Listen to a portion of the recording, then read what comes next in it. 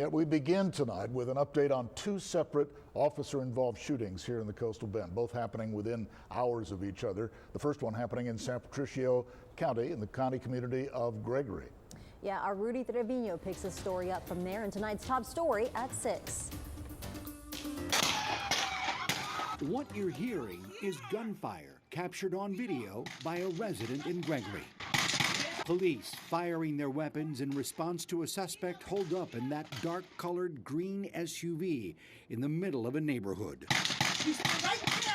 The shooting erupted after the suspect, identified today as 30-year-old Eddie Tamez, led San Patricio County law enforcement, Sinton and Taft police on a chase down Highway 181.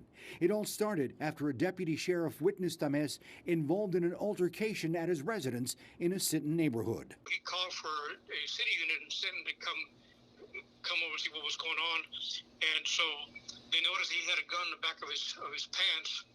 And so they got a little cautious because we know him. And so when we questioned him about the gun, he took off into the house. It was then Tamez ran into his house and extra units were called in to block the street. But Tamez apparently had another idea, coming out moments later with his 15-year-old daughter in tow. Put her in the car, in the SUV with him, and takes off, goes around the deputy, almost hits him. And the chase starts there in Sinton. That chase would then take law enforcement down 181, leaving Sinton, then headed through Taft. And in Taft, he ran the red lights there, but he wasn't going that fast. Thank goodness he was keeping within the speed limit and what have you. And when we got between Gregory and Taft, we spiked his tires and got the left front. So he's running on rim. While law enforcement tried to keep Tamez from heading into Gregory neighborhoods, he stopped along some railroad tracks where the shooting began. He's right there! Tamez was wounded in the gunfire and was taken to Spahn Shoreline.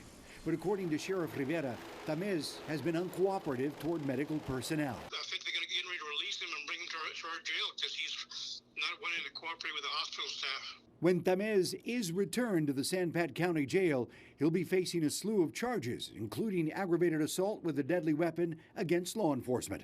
The sheriff says Tamez was armed with 6 handguns in his vehicle. Rudy Trevino, 3 News.